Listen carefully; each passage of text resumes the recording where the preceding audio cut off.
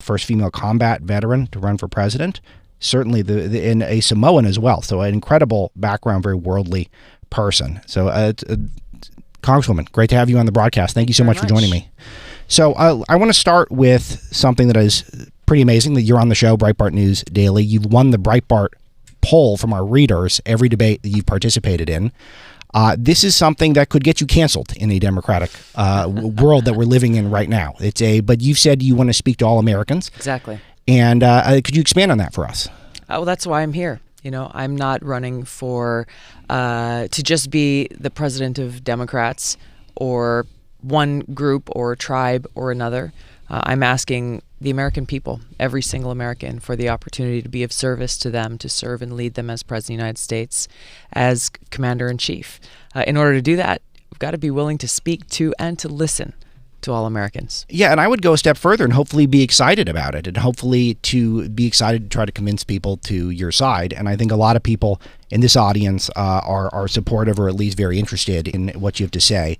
Just to clarify for you and also for my audience, that it's not a debate show, and I'm hoping in this interview we'll get a sense of your candidacy and your positions, and mostly about clarity on where you stand on the issues. And I think this is such a big deal to start with, this idea that if you speak to other people who differ at this point, that is cancelable, that you will get hatred on social media simply for showing up and having a conversation. You've probably been on Fox more than all the other candidates combined. This is how difficult is this for you to deal with as someone who does want to speak across the aisle? I think it's important, again, for both leaders in our country and people to stand up for the right to free speech, to encourage dialogue and discourse and debate around the issues that concern all of us. I think it's a disservice to our country and frankly dangerous to promote this, as you said, this cancel culture.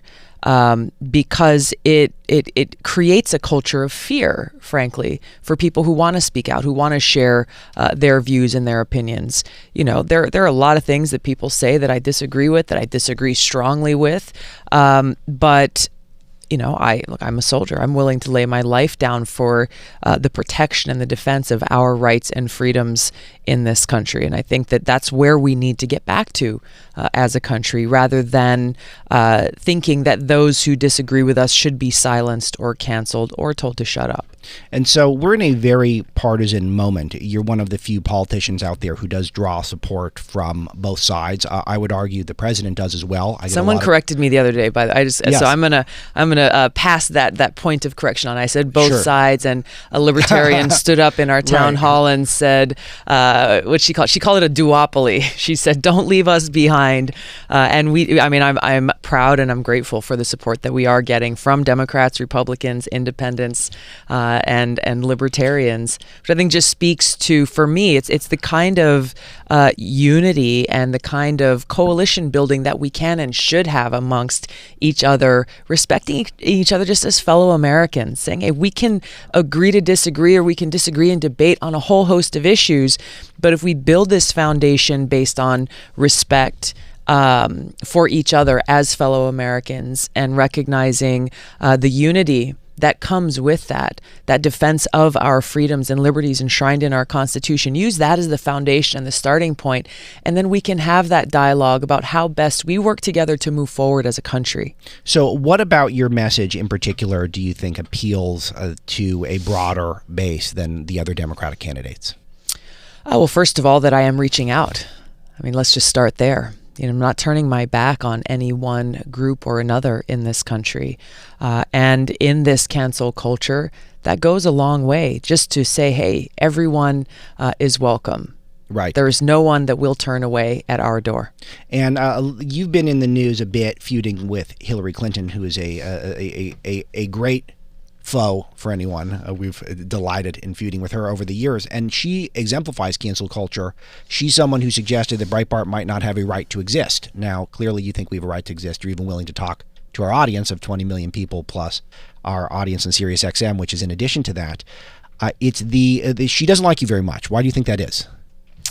You know, this thing that has rolled out over the last few weeks, I think it's important to point out that this is not just well, she doesn't like me or I don't like her. There's a deeper issue and contrast here, and that issue really is I think there's two main things here. Number one, what we've seen play out is this message and this warning that's come from Hillary Clinton, as well as her proxies and the foreign policy establishment elite in Washington, that says if you stand up against them, if you dissent, if you as I am, are calling for an end to our country's long-held foreign policy of being the world's police, toppling dictators in countries we don't like, that if you do that, then your character will be smeared, just as they are trying to smear my character and undermine my campaign. So I think that's number one. It's a dangerous warning to everybody. It's not just for me. It's every veteran, every American. If you do this, if you go you too will be smeared. If you go against their party line, that's what's going to happen. But there is some context to you. Let me just there's a second point there. I think it's important that is the substantive point of the difference in what I am challenging the foreign policy establishment in Washington about. And this is something that has crossed party lines. This is the Clinton-Bush legacy of foreign policy, of, again, being the world's police, going around toppling dictators we don't like, helping support and prop up the ones that apparently we do, but creating an incredible toll and cost on my brothers and sisters in uniform who are sent to fight in these unnecessary, costly wars, and on every single American. We've spent over $6 trillion taxpayer dollars since 9/11 alone on waging counterproductive regime change wars in places like Iraq and Libya and ongoing in Syria that have come out of not only our pockets, but out of serving the needs of people here at home and across the country. That's the change that I'll bring as president, to end this failed, long-held foreign policy, stop being the world's police, work to end this new Cold War and arms race, and bring back our limited taxpayer dollars towards actually serving the interests of our people. Okay, so that's a good place to start, because I do think this is where your bipartisan appeal comes from, is I think this is something that it's more generational than from party to party. It seems like people, and you're kind of an older millennial, I'm roughly the same age. Right on the cusp. Right on the cusp, and I'm just a little younger, but roughly the same age. And I think a lot of people our age and younger, we look out on our past foreign policy and we're thinking this is, it has not been effective. The regime change MO of both party establishments in Washington. I mean, I would go farther and say, I mean, maybe for Hillary Clinton, it's been very effective. Yes. But it has been counterproductive to the interests of our country. It has directly strengthened terrorist groups like ISIS and Al-Qaeda, undermining our national security. What to speak of the toll that it's taken in human lives, both American lives as well as the lives of the people in the countries where we've waged these wars, where they've seen more death, more suffering, more destruction, more refugees than if we had not waged these wars in the first place. Certainly. So I grew up with the impression the Democrats were the anti-war party. Is that true? Because it feels like, in hindsight, maybe I was wrong. I think that it used to be. Certainly not anymore. I think we see across both major political parties in Washington have become warmongering parties. You can't hardly tell the difference between the two. And unfortunately, what it has become is really more of a hyper-partisan issue, where rather than actually standing up for the best interest of our country, standing up for the best interest of our people and for peace, decisions are made and criticisms are levied based on, well, if it's a president from the other party, then we're going to just stand up against everything they do. And this is something that we see on both sides of the aisle. Certainly. Again, those of you just tuning in, Tulsi Gabbard is my guest, running for president of the United States on the Democratic side. She's also a congresswoman from Hawaii. And let me ask you about specifically your foreign policy and the fact that you are someone who does want to bring troops home around the world. You're going not just against the Democratic establishment, you're also ultimately your goal is to run against President Trump. Give me your assessment on his foreign policy thus far.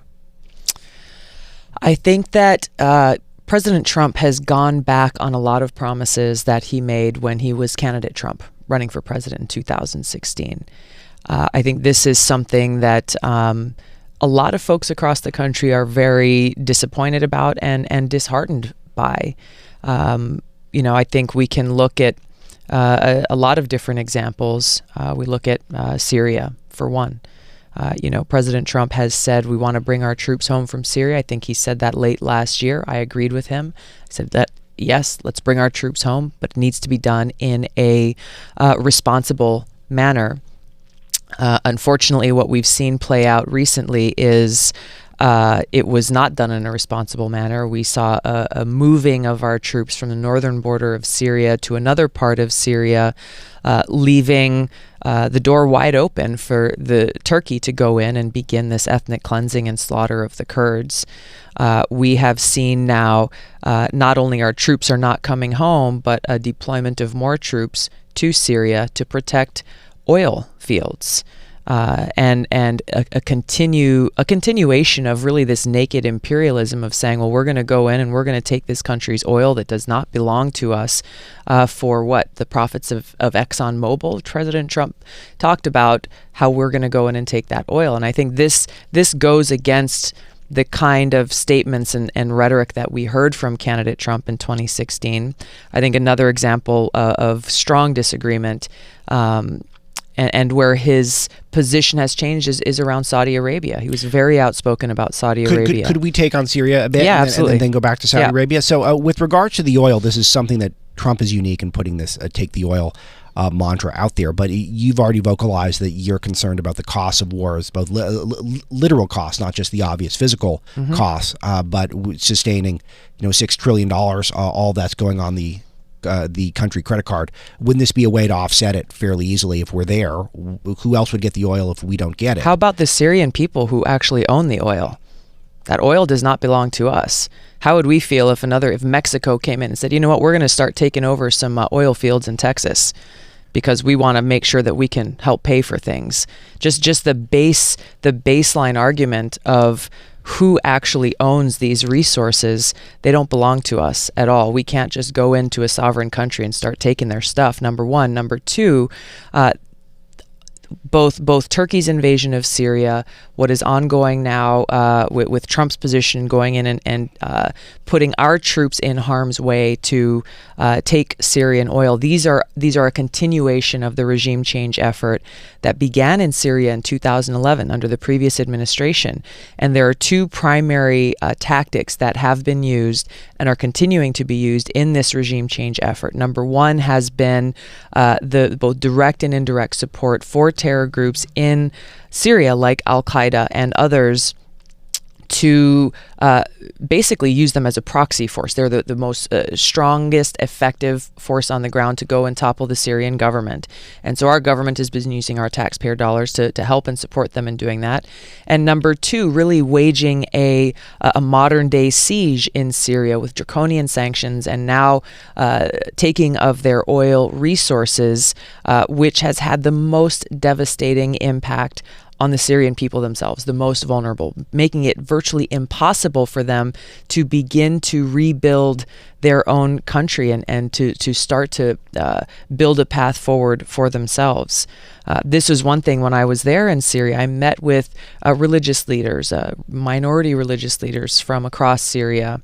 We actually met in Aleppo, and I listened to them, and their number one concern, and they were very strong and passionate about this, they were saying that the sanctions against Syria have killed more Syrian people than any bombs dropped by anybody. And the impact of this tactic, of this modern day siege against the Syrian people, is something that everyone in the world should be standing up against. So do you see a clear solution? Because we know there's a civil war that's there. It's been going on for a very long time. It seems like there's about 10 sides to it. It's very hard to keep up, even for people who do it for a living. Do you see a clear path to help the situation? And what's our role in it? We should not be waging a regime change war there, period. We never should have. We should end it now. I call on President Trump to do so. If he doesn't, when I'm president, I absolutely will. The Syrian people, as difficult the challenges are, need to be the ones who will determine their own future. People say, well, what about ISIS? What about Al-Qaeda? there are far better, more effective tactics to be used to actually go and take out ISIS and Al-Qaeda threats, similar to what we've just seen. Use our special forces, go in, take out the threat, and then get out. Unfortunately, we haven't been seeing that happening in Syria or in other places. What we've seen in Syria, in the city of Idlib, for example, this city of Idlib is owned and controlled by Al-Qaeda. How was that allowed to happen? Now you've got many other terrorist groups that really are falling under offshoots or affiliates of Al-Qaeda in control of an entire city in the country of Syria. It's because from the beginning we were not using this tactic of going in and taking out these Al-Qaeda cells, getting them from their infancy, from where before they're able to set foothold, and then it continued to grow because President Trump he put out a statement saying that if anyone goes in and tries to attack Al-Qaeda in Idlib, that he would use our military to retaliate against them. So there's been kind of a protection of Al-Qaeda in Idlib that has only made the problem worse. And in fact, this is where al-Baghdadi went in to find refuge and sanctuary because he knew he'd be safe. So you met with Bashar al-Assad in 2017. This was considered pretty controversial at the time. From what I'm to understand, the Pentagon was aware of it, but a lot of your Democratic colleagues weren't. My first question, especially when you're thinking about the sort of chaos in Syria, is do you regard him as the legitimate president of Syria? Currently, yes. Okay. And so do you believe that there should be democratic elections there? Or Absolutely. Okay. Absolutely. And this is something that I asked him about when I met with him, because there are Syrians who feel that they have been disenfranchised, that their voice hasn't been heard. And I asked him, would he would he support and allow for not only democratically held elections, but ones that have the oversight of an international elections body to ensure that these elections are fair and free and open? And he agreed to that. And so a lot of NGOs and other supposedly neutral bodies have suggested that he has used chemical weapons against his own people. What's your reaction to that? I think the point that we need to stay focused on for the United States, and there are differing reports, and we've seen how the OPCW has had a second whistleblower come forward with disputing evidence about the two specific chemical weapons attacks that spurred American military reaction, and I think that just points to the fact that we really do need evidence before we take action, before we put our troops in action. I think the main point here is that, again, looking at our role, what should our role in the United States be? Sure. We should not have ever started this regime change war. We should not have ever been providing our own arms, equipment, and funding and support to terrorist groups like Al-Qaeda, because we have seen how that has further undermined our own national security. I think you have a lot of support in that regard from this audience. Okay, so let's turn to Saudi Arabia. You wanted to earlier, your thoughts overall on the president's policy. Look, Saudi Arabia continues to be the number one funder and spreader of the Islamist extremist ideology, the Wahhabi Salafist ideology that serves as the fuel and creates recruiting ground for terrorist groups like ISIS and Al-Qaeda. Saudi Arabia is not our ally. In places like Yemen and in Syria, they continue to provide direct support to Al-Qaeda, the very terrorist group that attacked us on 9/11. I was just with 9/11 family members, some of the children of those who were killed on 9/11, who are still calling for the truth and facts from our own government about Saudi officials' complicity in helping the hijackers in that terrorist attack. The laundry list is long. Unfortunately, you look at the genocide that Saudi Arabia is waging in Yemen with United States support that's taken the lives of tens of thousands of people, caused millions more to starve and suffer without access to basic necessities like clean water, medicine, and food. this mantra that's repeated in Washington by people in both political parties that Saudi Arabia is our ally is not only false, the opposite is true. So you've called Trump Saudi Arabia's bitch, and I actually didn't. I think if you read the tweet, okay. My point was to his policy. That we can't be that. Okay, exactly. Fair enough. You've also said that we are not prostitutes and you are not our pimp. I note this not as a gotcha. I note this as you're thought of as largely the calmest voice on the Democratic stage by our audience. That's someone who, this is a moment where you're not as calm. Why this particular issue of all the issues facing the world at the moment? This is one where you use this language, where you don't typically use this language. Because I and so many others feel betrayed. I was motivated to enlist in the military because of the attack on 9/11, because I wanted to serve my country and to do all that I could to defeat al-Qaeda, defeat and destroy the evil that visited us on that day. So to see President Trump continuing these policies of doubling and tripling down support for Saudi Arabia, even as they continue to support al-Qaeda, to see President Trump sending more of my brothers and sisters in arms to Saudi Arabia to protect their oil fields, to protect their infrastructure. Again, a country that directly supports the very same terrorist group that attacked us on 9/11. Damn right, it makes me angry. This is a betrayal not only for me and every other service member in this country, it's a betrayal for every one of these 9/11 families and first responders, betrayal to every single American, and should deserve a strong response in calling it out for what it is. How do you compare the threat that you believe Saudi Arabia poses versus the threat of Iran? I think that they are both areas of grave concern. Let's talk about the Iran nuclear deal in that respect. Every day that goes forward is a day that Iran gets closer. Every day that goes forward when we are not party to the Iran nuclear agreement is a day that Iran gets closer and closer to developing a nuclear weapon, which I'm very concerned about. That poses a direct threat to the safety and security of the American people. This is why, even as I recognize there are flaws in the Iran nuclear agreement, we are better off actually being in the agreement, making sure Iran is in the agreement, where we have access to make sure that they are in compliance, and then being able to simultaneously work on actually strengthening it, using diplomacy to be able to get longer dates of the sunset provisions that were included in that agreement, dealing with some of those other issues. But if we continue down the path that we're on, that this administration has taken, and pulling out from the Iran nuclear agreement, implementing far greater draconian sanctions, deploying more troops to the region, we are not only pushing our country closer and closer to a war with Iran that would be far more devastating and costly than anything we saw in the war with Iraq.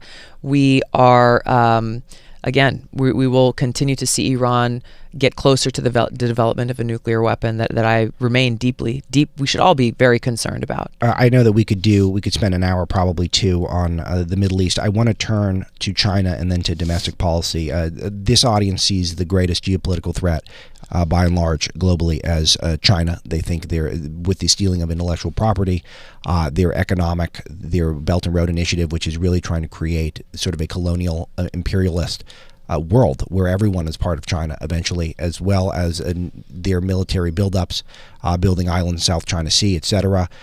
And it's a tough one to deal with because they're intertwined in our economy in many ways. Give us your China policy and your assessment of how we're dealing with China at the moment. I think there's a couple of points that I can make here on this. Number one is you are right. I mean, we in our economy, we are deeply intertwined with China in many ways. There are a lot of very real concerns that we have about their policies, some of the issues related to IP theft and others. We've got to be able to again, look at this within the context of what's in the best interest of our country and our national security. I believe that being able to work out our differences with China, whether it be whether it's in regards to trade policy or other things, is absolutely necessary, while still maintaining the opportunity or the ability for us to be able to work together in those areas where our interests are the same.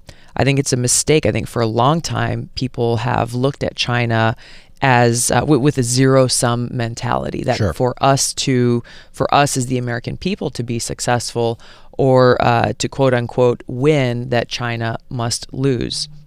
I think that's a mistaken proposition, not only as we look at our foreign policy with China, but really around the world. I think it's important to look at where are those areas of shared and common interest, see how we can pursue and maximize those, while also, again, making sure that we can actually work out those differences and resolve the issues and problems that we have. Sorry, just the last point on this, because I think it's a really important one. I believe that the greatest existential threat that we face in this country is increasing tensions with between the United States and nuclear-armed countries like Russia and China, pushing us closer and closer to the brink of nuclear catastrophe. And that's the danger here of continuing to just pour fuel on the fire of really an economic war that's being waged with China right now, because an economic war can very easily turn into a hot war. And you're talking about a hot war between the United States and a nuclear-armed country. And I don't think we should take that lightly by any means. No, we shouldn't. Do you have any reaction to some of those in our pop culture and media who are very woke, so to speak, when it comes to what the president says and what he's tweeting about and what his kids are tweeting about? And with China, who does have concentration camps and does oppress their people, and they don't have a free internet, and it's an authoritarian regime, all of a sudden they're very ignorant. Do you have any reaction to What do you mean they're very ignorant? Well, it sounds like folks in the NBA, folks in Hollywood are willing to work hand in glove with China, but they're also they believe that this president our president is illegitimate and is an actual authoritarian figure. But then you look halfway around the world and you see the least free internet, according to a group this week put out a survey. China is the least free online of any nation in the world. I just want to know if you ever note any of that hypocrisy that we have in our dialogue. Yeah, look, I think that there's a lot of work that we can and should be doing right here at home to continue our path, to strive always for that more perfect union, to stand up for and to protect our own freedoms and civil liberties that we can never take for granted. I think I think that hypocrisy has been something there for a long time, where we're looking to other countries to try to dictate to them what they should do and how they can, what kind of governance we feel they should have. But meanwhile, we're not addressing the very real problems that we should be addressing here at home. Tulsi Gabbard is with me, a candidate for President of the United States, Congresswoman from Hawaii. She's offered me a very generous amount of time, and this is just a fascinating conversation, Congresswoman. Thank you so much. Thank you. If you would be so kind, we have to pay some bills for 3 minutes, and then when we return, I'm going to ask you things that no one ever asks you about, which is your domestic policy. People always want to hear your thoughts on Syria and Saudi Arabia, but I want to ask you about what you think of the economy and immigration, healthcare, things like that, and we'll go rapid fire. And thanks again for being here, Breitbart News Daily. What is your website, Tulsi, just to make sure Tulsi2020.com. You can get more information about me and my campaign, my background and experience there. And I encourage any and all of you who are interested, you can follow me on all social media channels at Tulsi Gabbard. Well, again, we're very grateful for you to have the time with this audience, a vast audience, and I think one where we have a lot in common, a lot of things not so much, but it's important that we hear quickly, at least, on some things where people don't tend to ask you about your domestic policy. You have said some things on immigration I like quite a bit, that we can't have an open border, for example. Yep. That you differ from a lot of your colleagues on that, on the Democratic side. I look at every issue, whether it's domestic policy or foreign policy, based on what I believe is in the best interest of our country and based on the substance of the actual policy, not being so reactive to saying, well, I've got to be for this because those guys are against that or whatever. And And the same applies to immigration. The reality is that we do not have a nation if we don't have borders. It's a false choice for people to say, you're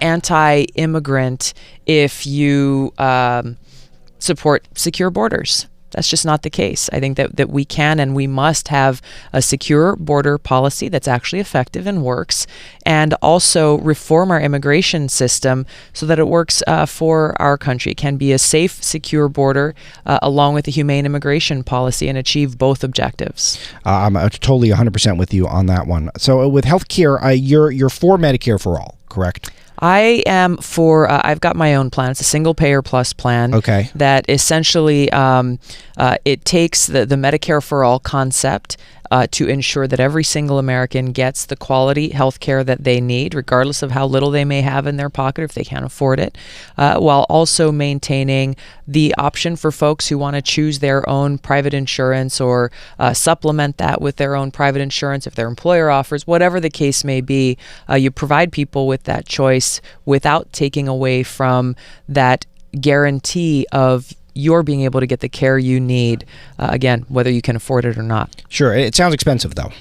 It actually it'll bring down the overall cost of what we are already paying for healthcare, because I'm not allowing big insurance and big pharma to have a seat at the table as we are building and working on passing this policy. That's been the major driver in the cost of healthcare, driving up their profits, and that's something that I would end under my administration. Number two, focusing on preventive health care so that we're actually helping create and build a healthy society rather than just saying how do we treat sick people. The preventive care is key. That is where the effort's got to go. Tulsi, or a Congresswoman, I apologize. Tulsi's fine. Thank you for that. I appreciate that. I know you have to run. My staff will kill me if I don't ask you about the importance of exercise and your exercise routine and your health regimen. They will absolutely. I will be taken to the stocks or a pillory. There you go. Well, speaking of preventive care, look, I think it's important. I try to make sure that I make time actually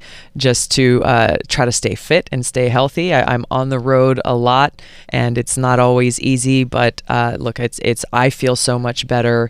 And it helps make sure this body keeps working for a long time, I hope. And I think it's a mood elevator, too. But also, give me a recommendation when you're on the road. How do you stay? Because this is something where I'm fantastic about keeping up with my routine at home. Yeah. Once I hit the road, all of a sudden, everything falls apart. Yeah. You know, what's helpful to me, especially when I don't have a lot of time, there are a lot of apps and there are a lot of things that you can find on social media that will tell you, like, here is a 28-minute high-intensity interval workout. You can go in and spend that 30 minutes. It'll kick your ass. It does every day for me, and I can maximize that time with that workout. And you know, most of it is body weight workout, so you don't need a full-on gym. Most times you don't need any kind of weights. You can actually just, it's push-ups, sit-ups, squats, lunges, and all the variations that are included there. Tulsi Gabbard, Democratic candidate for president, Congresswoman from Hawaii. Once again, that website? Tulsi2020.com and at Tulsi Gabbard on social media. Thanks so much for the time on Breitbart News Daily. Hopefully this could be a regular thing. Aloha. Aloha.